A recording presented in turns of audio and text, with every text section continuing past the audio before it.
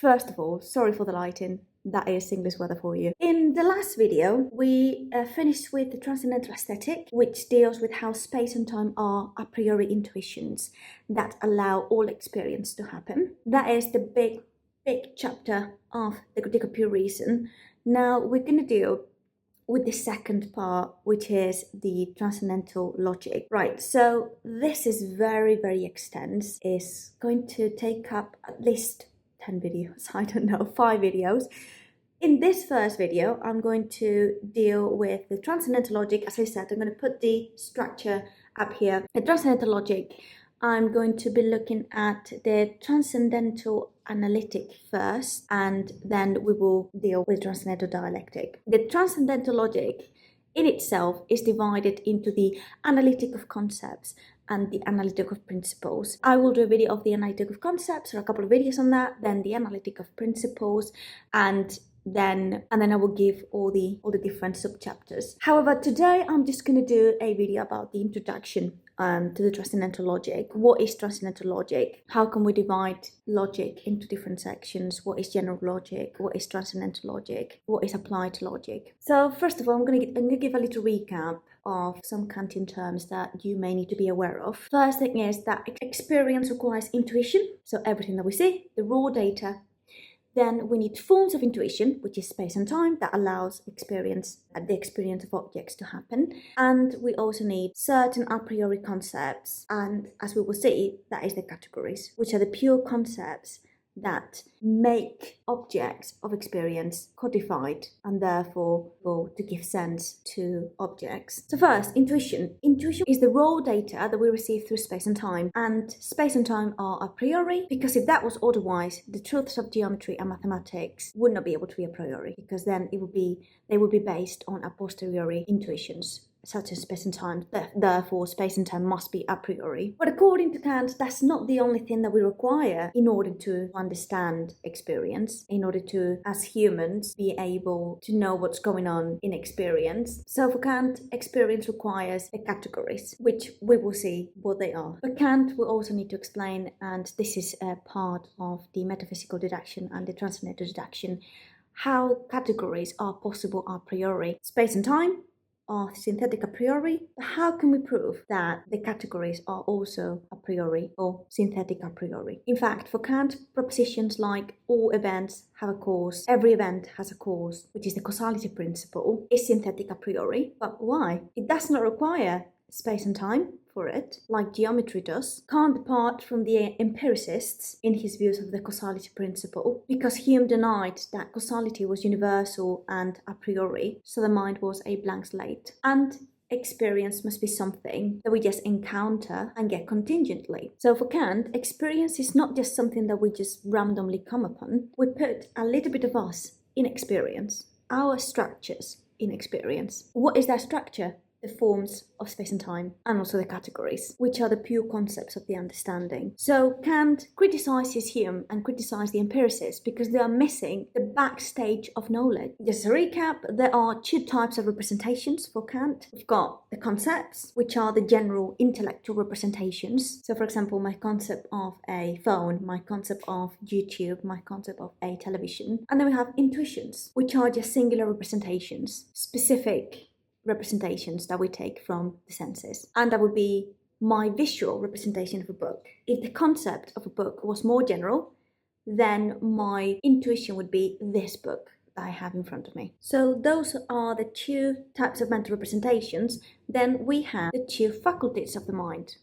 The 2 faculties of the mind are sensibility and understanding. Sensibility is the faculty of sensory representations. This is where intuition takes place. And then we have the understanding, which is the faculty of concepts, concept formation and application. This is where the judgment resides. For Kant, sensibility is passive. The objects affect us and produce our representations, whereas the understanding is active, or in other words, spontaneous, which means that the mind actually produces the concepts it creates, because it creates them. So objects are given to us through sensibility, whereas objects are thought by us through the understanding. So basically, during the whole transcendental logic, Kant is trying to put together how sensibility and understanding ended up working together for us to get any experience.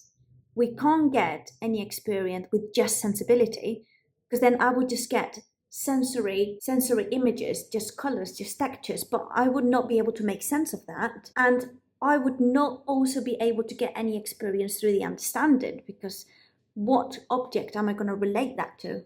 In order to get a concept, I need an object. So Kant was fascinated about how those two faculties ended up working together if they're so different, and how does that allow us to get experience. This question is going to be underlying the whole transcendental deduction and the metaphysical deduction. Right, so transcendental logic, Kant starts with this paragraph. He says at B74, our knowledge springs from two fundamental sources of the mind. The first is the capacity of receiving representations, receptivity of impressions. The second is the power of knowing an object through these representations, spontaneity. When you create, you produce your own concepts. To the first, an object is given to us. Through the second, the object is thought in relation to that given representation, which is a mere determination of the mind. Intuition and concepts constitute, therefore, the element of all our knowledge, so that neither concepts without an intuition in some way corresponding to them, nor intuition without concepts can yield knowledge. So then here we have a difference between intuition, things that we receive and then we need to process, and the concept, which we create in relation to these representations. And they both need each other for us to get knowledge. There is a very famous quote at B75, you probably heard about it.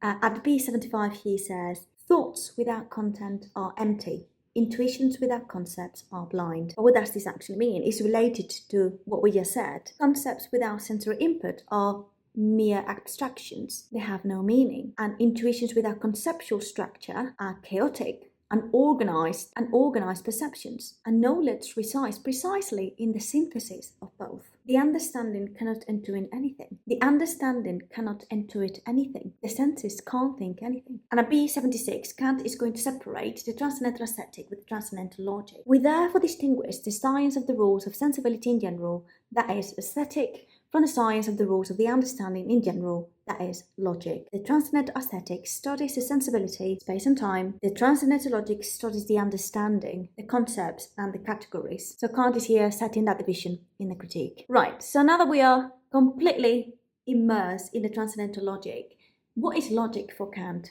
Logic is the science of the rules of the understanding in general. B76, he says, logic again can be treated in a twofold manner, either as logic of the general or as logic of the special employment of the understanding. So we have two main divisions of what logic looks like. The two main branches of logic are logic in general and logic of a special employment. The logic of the general is what we call the logic of elements. And this type of logic is, Kant says, absolute necessary rules of thought without which there can be no employment whatsoever of the understanding. These are the pure rules of logic. Have no interest in focusing on objects. These are the pure rules. They are completely non-empirical. And this is divided into pure logic and applied logic. Pure logic is what we just said, abstracts completely from empirical intuition and abstracts itself from any human bias, abstracts itself from all human bias. So this pure logic does not deal with how we think or the psychological reasons of our human logic. It's not about that. It deals only with the form of thought. These principles of pure general logic are a priori and they are demonstrated.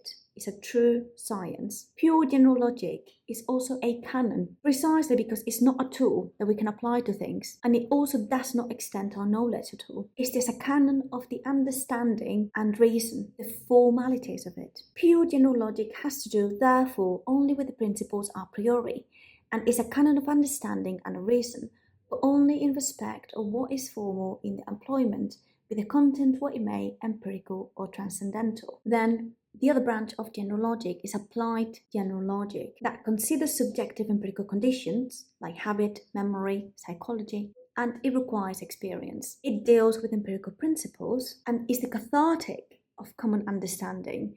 By cathartic, I mean cleansing or clarifying the common understanding. It's like a practical corrective. It is not a demonstrative science, it's more like a prescriptive practical guidance. And then the second big branch, so now we just explained general logic, then we have the logic of special employment. And this type of logic is not a canon, it's an organon. An organon is a tool that we use to extend knowledge. So the logic of special employment is an organon of particular sciences. It is the kind of logic that we are taught in schools. So it contains the rules of correct thinking regarding certain kind of objects, so we can carry out investigations and obtain more knowledge, normally about a specific domain such as physics, biology, chemistry. And it also requires prior substantive knowledge of the object domain. That means that this type of logic origins after the science is already pretty advanced, so it is produced last in the development of a methodological science. Some general things to keep in mind for this classification of logic that Kant is proposing at the introduction of the Transcendental logic. So general logic, the first branch, is prior in principle. It supplies the universal form of thinking, but the organon of a particular science is obtained last in practice. You can only prescribe rules for a domain after you know the domain fairly well. So for general logic, we need to abstract completely. And for pure general knowledge, we have to go even further because we need to abstract from the content, but also with all empirical principles and human psychology. We need to take all of that out. And applied to general logic is that empirical guidance that includes the human psychology on how to think given those human cognitive conditions. Okay, so we finished the classification of logic. By the way, I've moved here because the light was better. Now we're going to talk about what is transcendental logic. And Kant gives a very interesting definition at B79, B80. General logic, as we have shown, abstracts from all content of knowledge, that is, from all relations of knowledge to the object, and considers only the logical form in the relation of any knowledge to other knowledge. That is, it treats of the form of thought in general. But since, as the Transcendental aesthetic has shown, there are pure as well as empirical intuitions, a distinction might likewise be drawn between pure and empirical thought of objects. In that case, we should have a logic in which we do not abstract from the entire content of knowledge. So this sets up the problem. Formal logic cannot itself justify application to objects. Genuine logic is completely detached from all content. It is just a pure form of logic. However, because sensibility, as we have seen, yields both pure a priori and empirical intuitions, Kant proposes a parallel distinction in logic. Logic can have not only empirical concepts or empirical objects, but also it can have a priori objects. Transcendental logic then would be a type of logic that treats pure a priori thought, of objects, not merely form. So Kant says that we may have a type of logic that, even though it is a priori, it still deals with contents of knowledge. The same way space and time are a priori, but they're still synthetic. We could expand some knowledge, but without it being special employment of logic. Kant is proposing a transcendental logic that deals with objects a priori, yet it is not the organon of a particular empirical science. So if we were to give a definition, transcendental logic would be the type of logic that contains a priori objects, but that it is still attached to some content of knowledge. We are not thinking about particular objects, but we are not fully abstracting from content of knowledge. We keep the idea of being in touch with an object. How cognition of an object is possible. We can think about reasoning and how it should be in order for cognition of objects to be possible for us. But here we have to do a remark. General logic is not transcendental logic because it is a priori or because it contains a priori objects. It is actually a very common misconception to say that if general logic contains a priori objects, why is it not transcendental? Transcendental is all about a priori concepts or a priori objects, right? But Kant replies to us at B80 and he says, not every kind of knowledge a priori should be called transcendental, but that only by which we know that and how certain representations, intuitions or concepts can be employed or are possible purely a priori.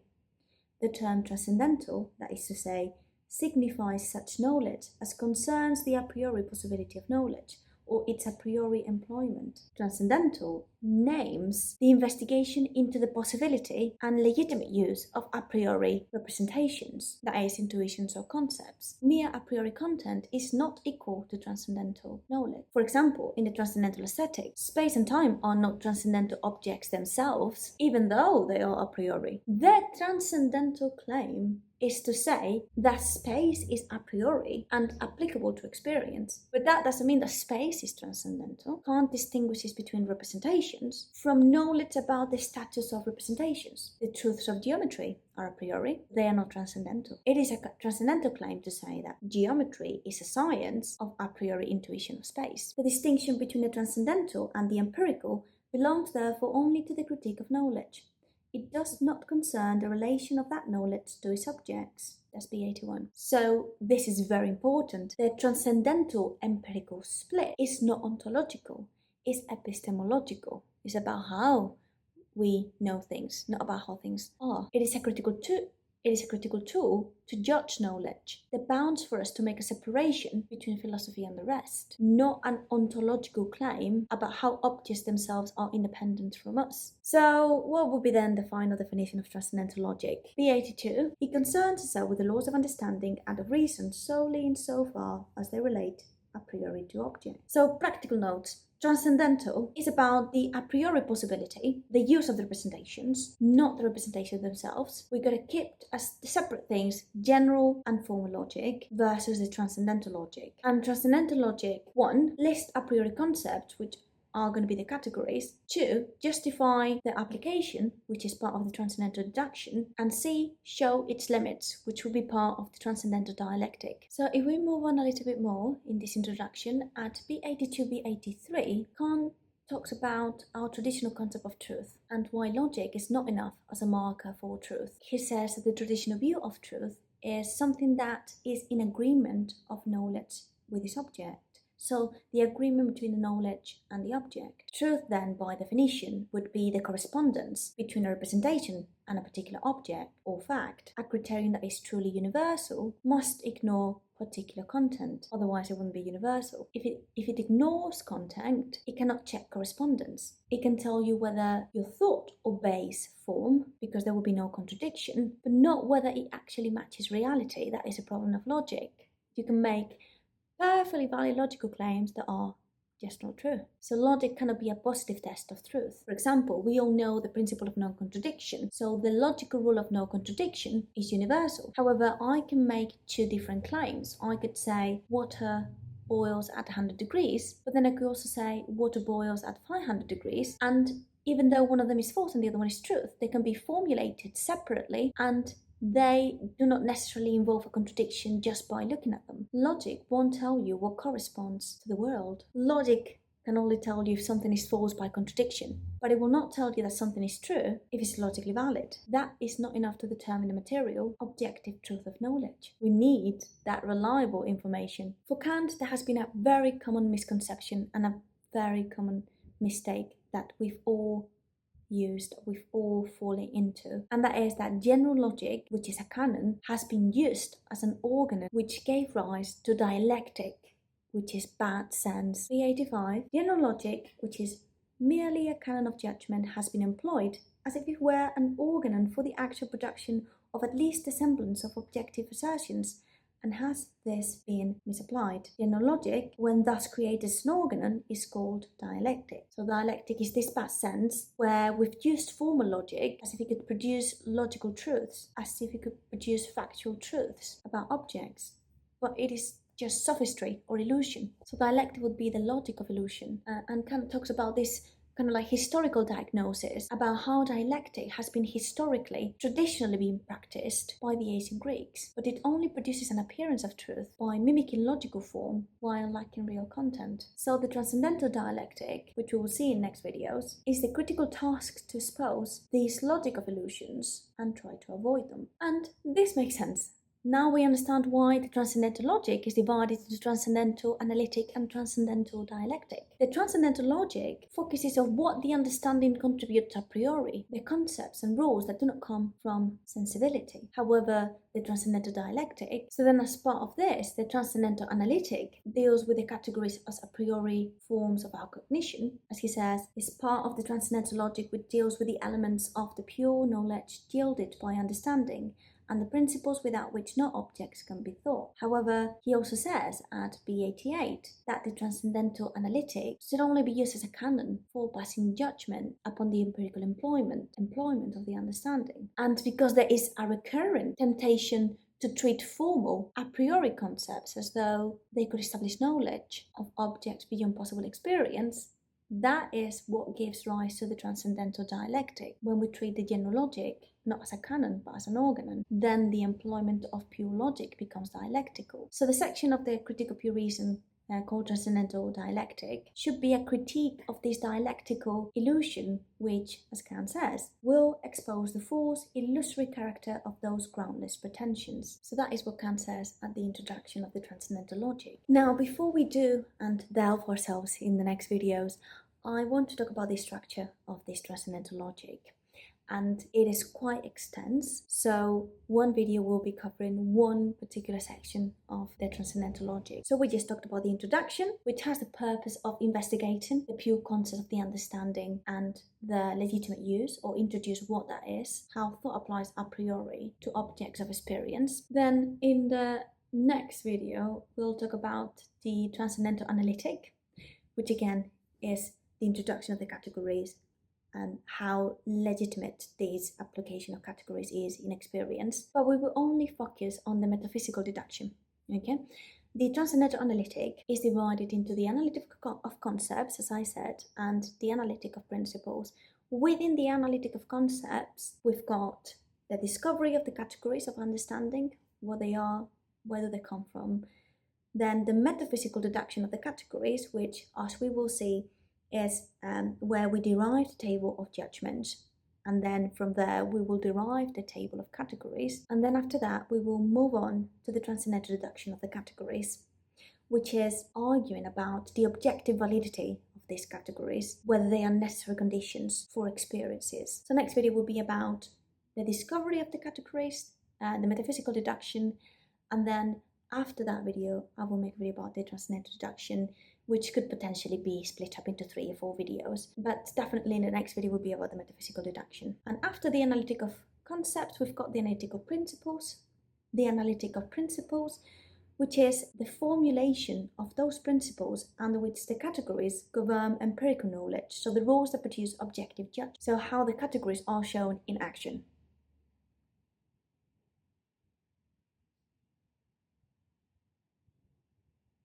And in here we've got a very extensive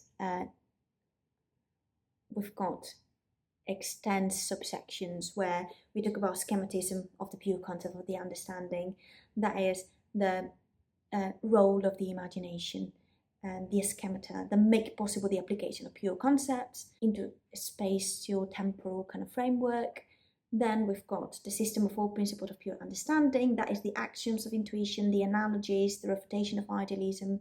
That could be a whole video in itself. Then the distinction of the phenomena and noumena, officially, as we have seen, it has not been explained yet, but it will be explained in this part of the analytic of principles. And then after that we will delve into the transcendental dialectic, which, as I said, is bad sense when we apply the general pure logic not as a canon but as an organon, and that itself is divided into an introduction where we talk about the transcendental illusion, the pure reason as the seat of transcendental illusion, then what are the concepts of pure reason, and then the dialectical inferences of pure reason, and we have the paralogisms, the antinomies, and the ideal of pure reason.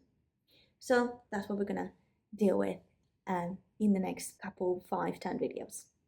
Cool. So now before I go, I wanted to do a little bit of an assessment, okay, just to assess myself, and if you want, assess yourself in what we have learned today.